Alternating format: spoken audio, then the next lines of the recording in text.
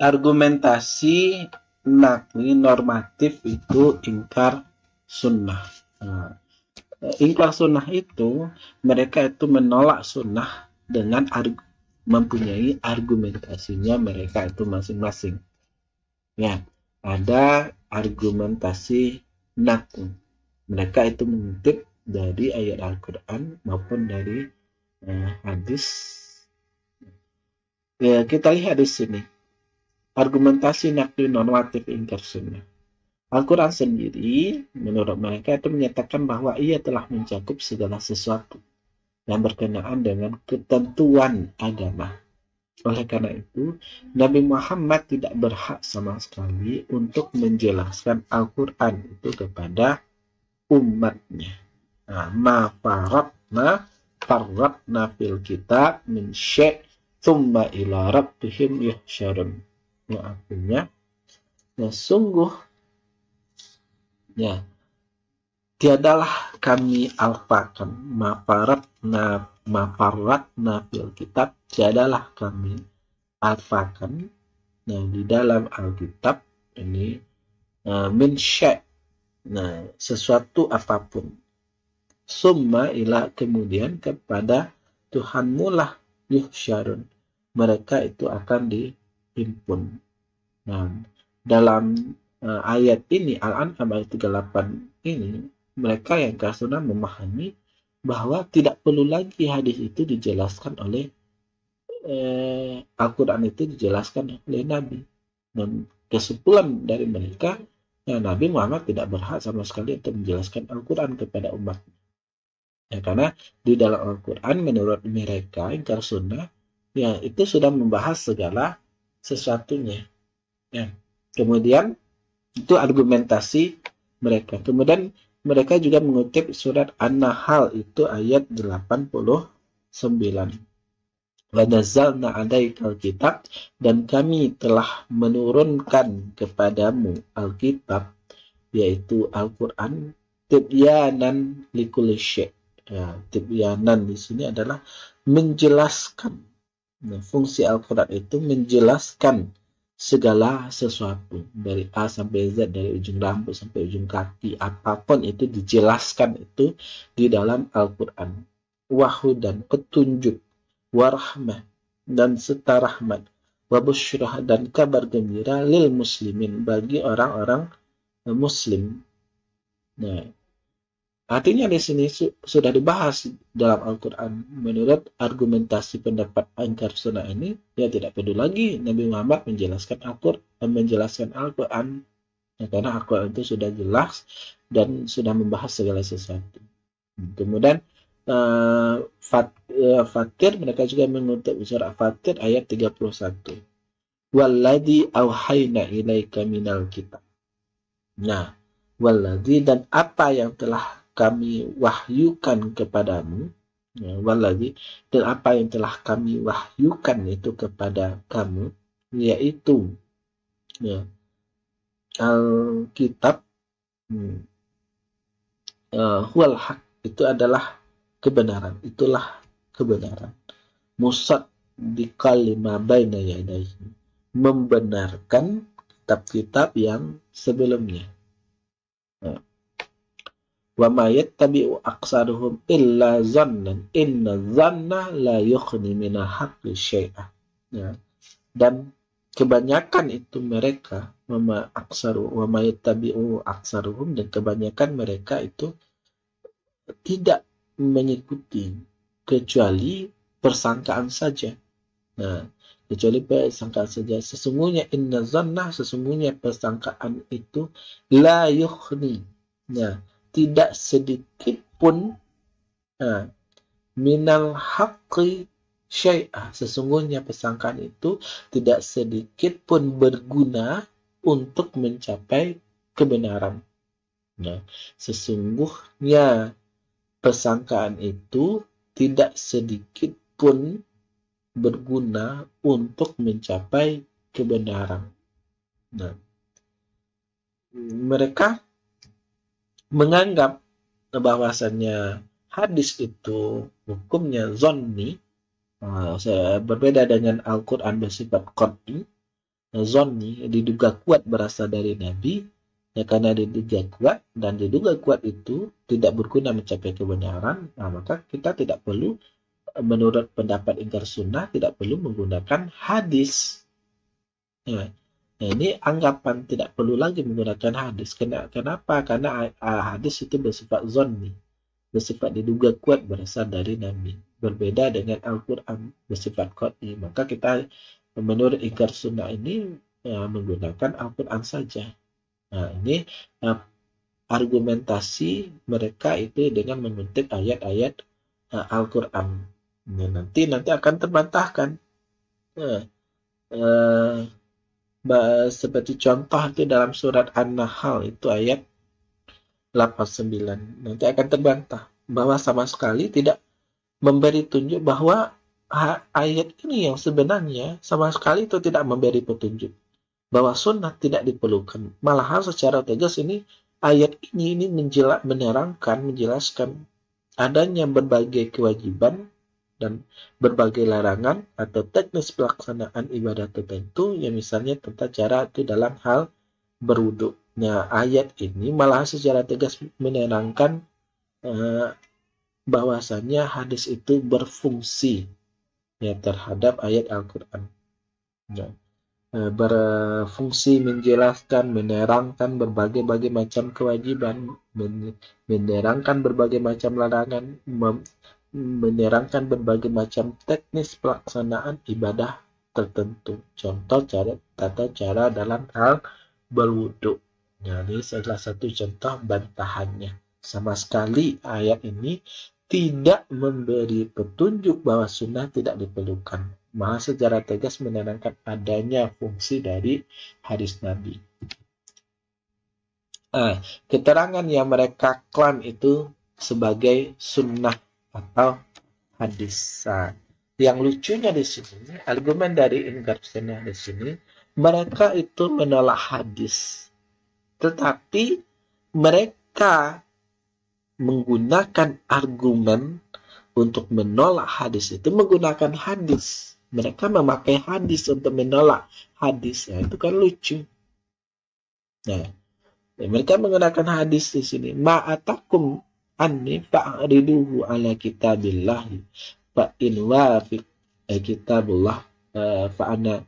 Artinya di sini, jika kamu ma'atakum anni, apapun yang datang itu dariku, maka fa'ridu ala kitabillah, maka bandingkanlah apa yang hadis yang sampai dari Nabi itu dengan Al-Quran. Apabila cocok dengan Al-Quran, isinya cocok dengan Al-Quran, apabila maka itu yang diterima. Maka itu yang diterima. Kalau cocok isi hadis itu dengan Al-Quran, maka itu diterima. Wa in khalif, dan apabila tidak cocok, artinya isi hadis itu tidak sesuai dengan Al-Quran, maka janganlah diterima. Wa inna ana muwafiq kitabillah wa bihi, bahwasanya Al-Quran, bahwasanya apa yang disampaikan Nabi itu akan sesuai dengan Al-Quran dan wabihi, dan petunjuk ya dari Allah. Nah, ini mereka menggunakan ini. Ya, dalil ingkar sunnah yang kedua ini, yaitu ingkar sunnah yang menolak Al-Quran itu secara keseluruhan dan menolak hadis-hadis Rasulullah itu sebagian sunnah, kecuali yang kandungan ajarannya itu ditemukan nas-nasnya itu di dalam Al-Quran. Nah, sesuaikan dulu dengan isi Al-Quran baru diterima. Sesuai dengan isi Al-Quran diterima. Kalau tidak sesuai dengan Al-Quran itu tidak diterima. Itu klaim mereka, alasan mereka. Hadis Nabi ada mengatakan. Kemudian ya iza rawil hadis anni, apabila diriwayatkan hadis itu dariku, fa'adir, maka bandingkanlah itu dengan Al-Quran. Apabila sesuai dengan Al-Quran, terimalah, dan apabila berseteru dengan Al-Quran, maka tolaklah. Nah, dan bantahannya ini ini akan ditemukan bantahannya bahwasanya hadis yang mereka pakai ini merupakan hadis-hadis doi. Ya. Argumentasi mereka ini yang mereka pakai ini adalah hadis doi. Bantahannya bahwa kualitas sanad hadis yang diusung ingkar sunnah itu sangat lemah. Tidak dapat itu dijadikan sebagai hujjah. Hadis ini tidak dapat dijadikan hujjah atas sandaran hukum. Penelitian mendalam Asy-Syafi'i, ya, Ibnu Hazm, Al-Baihaqi, hadis ini ada sanadnya yang terputus. Ada periwayatnya yang majhul atau tidak dikenal. Bahkan ada periwayatnya yang tertuduh itu berdusta. Artinya ini adalah hadis doif yang tidak dapat dijadikan sebagai sandaran hukum. Kemudian selain dari argumentasi secara nakli atau secara normatif atau diambil dari Al-Quran dan hadis, mereka juga ingkar sunnah menyatakan argumennya itu dalam bentuk akli, yaitu secara logis dan historis menurut pendapat akal dan berdasarkan sejarah ingkar sunnah. Hadis ini bersifat zonni. Hadis itu bersifat zonni. Ya, al-wurud. Beda halnya itu dengan Al-Quran yang bersifat qat'i al-wurud. Itu menurut mereka. Al-Quran adalah kitab. Nah, ini kita bahas dulu. Hadis ini bersifat zonni al-wurud.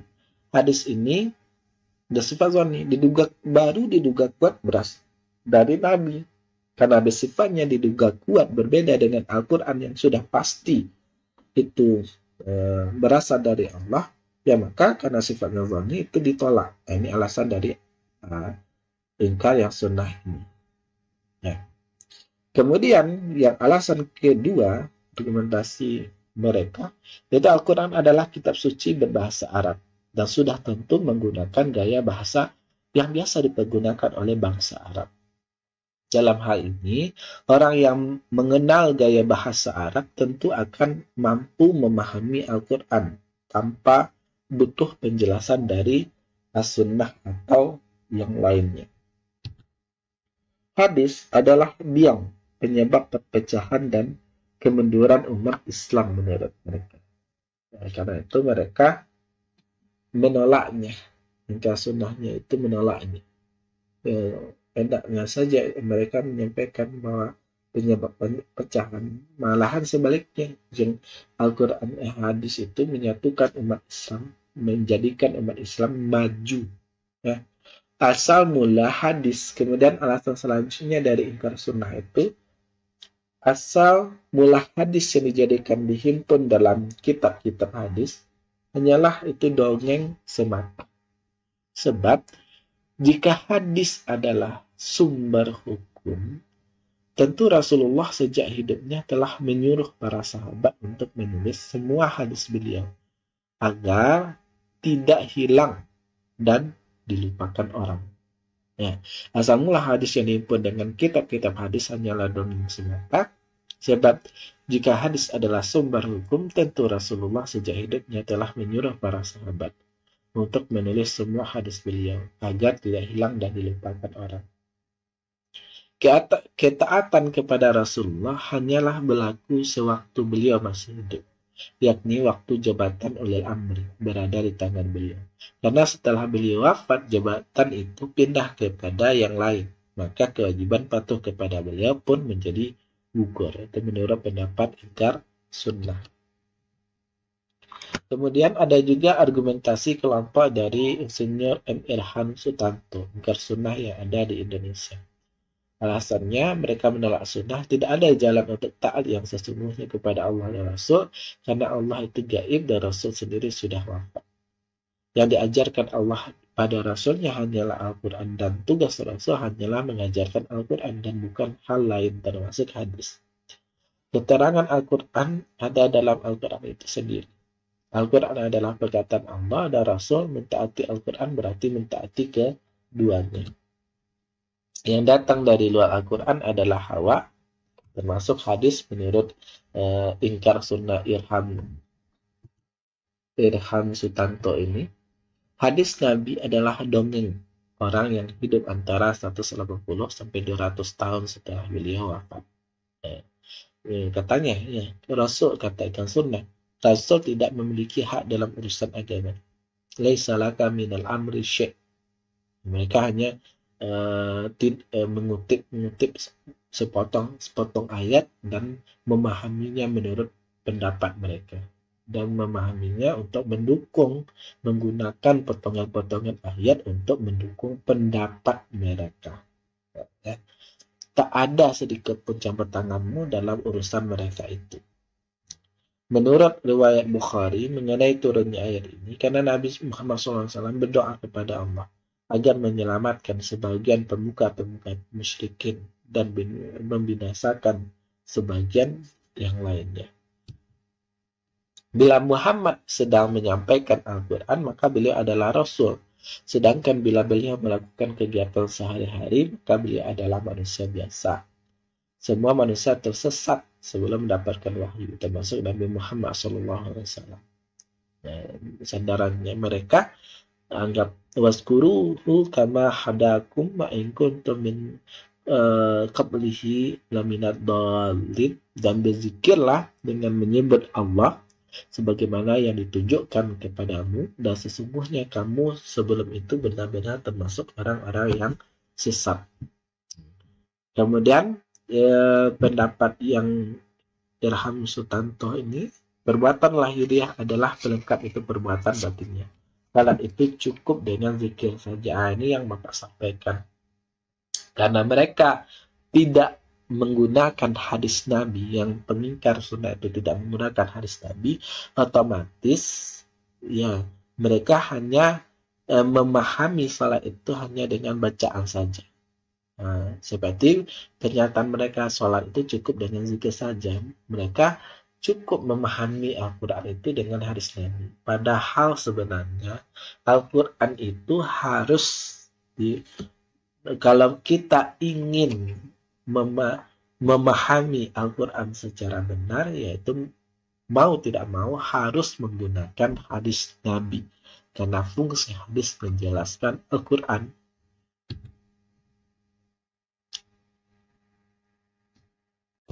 Argumentasi kelompok ingkar sunnah terhadap sebagian sunnah kecuali yang sesuai dengan Al-Quran. Ini kan ada kelompok yang kedua, itu kan kelompok ingkar sunnah itu ada 3 kelompok. Ada yang kelompok pertama, ada yang menolak sunnah secara keseluruhan. Kelompok kedua, ada yang menolak sebahagian sunnah, kecuali yang berhubungan ya dengan Al-Quran. Nah, ini yang argumentasinya. Kelompok yang kedua, ini kelompok yang mereka menolak hadis-hadis sebahagian sunnah, kecuali yang kandungan ajarannya ditemukan nasnya dalam Al-Quran. Mereka punya argumen. Argumennya ialah, misalnya, hadis-hadis yang berhubungan dengan alam gaib seperti Isra' Mi'raj, surga, neraka, dan sebagainya. Alasan mereka hadis bersifat zonni. Sementara persoalan yang gaib harus diperoleh dari sumber yang qat'i. Ada semacam penundukan Al-Quran dan hadis pada hasil pemikiran, bukan sebaliknya. Menurut Daud Rashid, Syiah termasuk kelompok ini. Misalkan, sewaktu menolak, antum a'lamu bi umuri dunyakum. Menurut Syiah yang diwakili Kang Jalal, hadis itu bertentangan itu dengan akal sehat, karena tidak mungkin Nabi tidak tahu tata cara mengawinkan korban. Sementara beliau telah hidup lama di lingkungan masyarakat. Pendapat itu mengimplikasikan bahwa beliau melakukan sesuatu yang beliau sendiri tidak memiliki pengetahuan tentangnya, dan ini mustahil terjadi pada diri Nabi. Hadis ini menguatkan pemisahan urusan dunia dan agama dan merupakan argumen itu kaum sekular. Kemudian argumen kelompok ingkar sunnah yang tidak mangkul melalui guru tertentu. Yang termasuk kelompok ini adalah Islam Jamaah yang dipimpin oleh Nur Hasan Ubaidah Lubis. Menurut mereka, sebuah hadis baru bisa diterima bila sanadnya bersambung melalui guru atau imam mereka. Di luar itu tidak bisa diterima.